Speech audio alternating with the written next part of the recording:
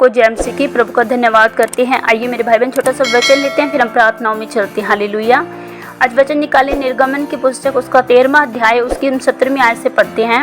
जब फिरौन ने लोगों को जाने की आज्ञा दे दी, तब यद्यपि पलतीसियों के देश में होकर जो मार्ग जाता है वह छोटा था, तो भी परमेश्वर यह सोचकर उनको उस मार्ग से नहीं ले गया कि कहीं ऐसा न हो कि जब ये लोग लड़ाई देखे तब पछता कर मिस्र को लौट आएं। इसलिए परमेश्वर उनको चक्कर खिलाकर लाल समुद्र के जंगल के मार्ग में से ले चला और इस्राएली पांति बांधे हुए मिस्र से निकल गए। आमीन, हालेलुया।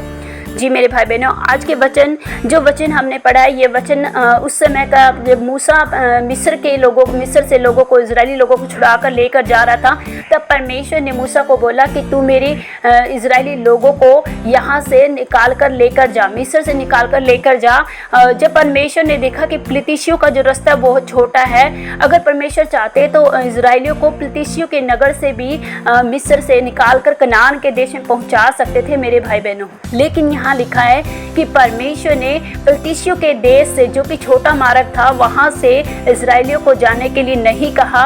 यहाँ इसके अलावा परमेश्वर ने लोगों को लाल समुद्र के जंगल के मार्ग से ले चले जाने के लिए मूसा को कहा। मेरे भाई बहनों, अगर देखा जाए, जो लाल समुद्र के जंगल का मार्ग था वो बहुत बड़ा मार्ग था, और जो पलतीसियों के देश में से होकर जाने वाला मार्ग था, जो कनान की ओर जाता था, वो बहुत छोटा मार्ग था मेरे भाई बहनों।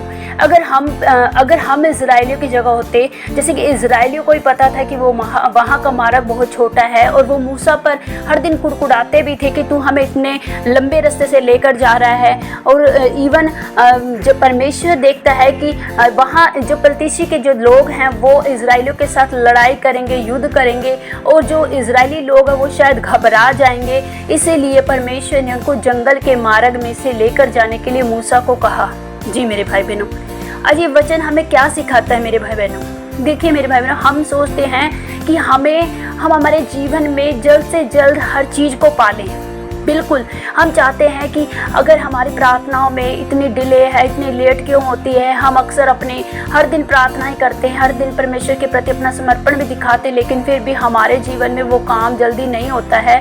इसके पीछे हम क्या सोचते हैं? हम सोचते हैं कि वो काम जल्दी बने, बहुत छोटे तरीके से, यानी कि बहुत आसानी से वो काम हमारे जीवन में बन जाए। लेकिन परमेश्वर हमारे आगे तक की सुविधाओं को जानता है। शायद हम ना जाने, लेकिन परमेश्वर हमारे हर एक मार्ग को जानता है मेरे भाई बहनों। परमेश्वर जानता था कि इजरायली लोग जल्दी थक जाते हैं, जल्दी कुड़कुड़ाने लग जाते हैं, और यहाँ तक कि परमेश्वर अपने लोगों को जंगल में से इसलिए लेकर जा रहे थे ताकि वो परिपक्व हो जाएं, वो परमेश्वर के बड़े और अद्भुत कामों को देख पाएं। जी मेरे भाई बहनों, जब हम जानते हैं कि जब वो इजरायली लोग जंगल में से होकर जाते हैं, तब परमेश्वर उनके जीवनों में कितने अद्भुत रहस्य कर्म करते हैं, कितने महिमा से भरे काम उनके जीवन में करते हैं।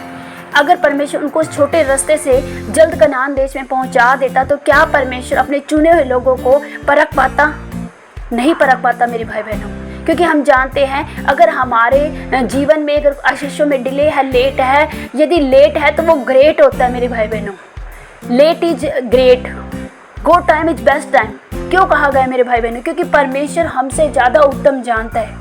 आज अगर परमेश्वर पलतीसियों के छोटे देश में से लेकर इजरायलियों को कनान देश में पहुंचा देते, तो परमेश्वर नहीं जान पाता है कि इन इजरायलियों में से कौन मेरे लिए सच में मेरा प्रार्थना करने वाला है, मेरे पीछे चलने वाला है, मुझे महिमा देने वाला है। नहीं जान पाता परमेश्वर, लेकिन परमेश्वर ने एक परख करने के लिए उन्हें जंगल के रास्ते में से होकर जाने के लिए मूसा को विवश किया मेरे भाई बहनों। आज हमें भी परमेश्वर जब जंगल के रास्तों में से लेकर जाता है, कौन से रास्ते जंगल के? जब हमारी हताशा निराशा हमारे जीवन में होती है, वो एक जंगल का काम करती है भाई बहन हमारे जीवन में। यदि हम समस्याओं में होते, रोग बीमारियों में होते, तो वो भी हमारे जीवन में जंगल का काम करती है मेरे भाई बहनों।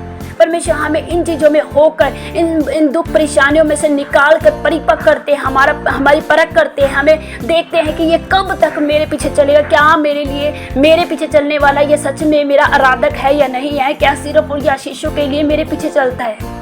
जी मेरे भाई बहनों, हम चाहते तो हैं प्रभु हमारा काम आसानी से बन जाए, हमें आप जल्द से जल्द छोटे रास्ते से होकर जल्द हमारी मंजिल तक हमें पहुंचा दीजिए। ये हमारी मंशा होती है, जैसे इजरायलियों की मंशा थी। लेकिन परमेश्वर हमारे आगे तक का फ्यूचर जानते हैं मेरे भाई बहनों, हमसे बेस्ट परमेश्वर जानते हैं। प्रभु का धन्यवाद करते हैं इन वचनों के लिए। आइए प्रार्थना करते हैं। सर्वशक्तिमान जिंदा जीवित परमेश्वर पिता, आपका धन्यवाद करते हैं इन सुंदर वचनों के लिए। प्यारे पिता, आपने हमें समझाया सिखाया पिता परमेश्वर, सच में ये आपका आत्मा हमसे बात करता है प्रभु जी। हम आपका धन्यवाद करते हैं प्रभु, जो टाइम आपने हमारे लिए रखा वो बेस्ट और उत्तम रखा प्रभु। हम विश्वास करते हैं प्रभु, आपने हमारी आशीषों के लिए सबसे बेस्ट टाइम रखा प्रभु। तेरा धन्यवाद करते हैं प्रेमी पिता। मैं अपने तमाम भाई बहनों को तेरे हाथों में सौंपते लहू में छुपाती हूँ प्रभु, जिनके जीवन की हर एक आशीषों के लिए आपसे प्रार्थना करती हूँ प्रभु जी। जीवन के जिस भी हिस्से में प्रभु जी कमजोर है, रोग बीमारी में पड़े प्रभु, दुख परेशानियों में पड़े प्रभु, आप इन्हें उठाइए पिता परमेश्वर के जीवन के हर रोग बीमारियां समस्याएं बाइफर आउट यीशु के नाम से। डबल चला इनके जीवन से, घर से, परिवार से बाइफर जलकर नाश यीशु के नाम से प्रभु। मैंने ब्लेस करती हूँ यीशु के नाम से प्रभु। ब्लेस करते भी, bless them in the name of Jesus. Thank you Lord. धन्यवाद प्रभु तेरी भलाइयों के, तेरे उपकारों के लिए। आप बड़े हम घटे पिता यीशु के नाम से, आमीन। सबको जय मसीह की। God bless you.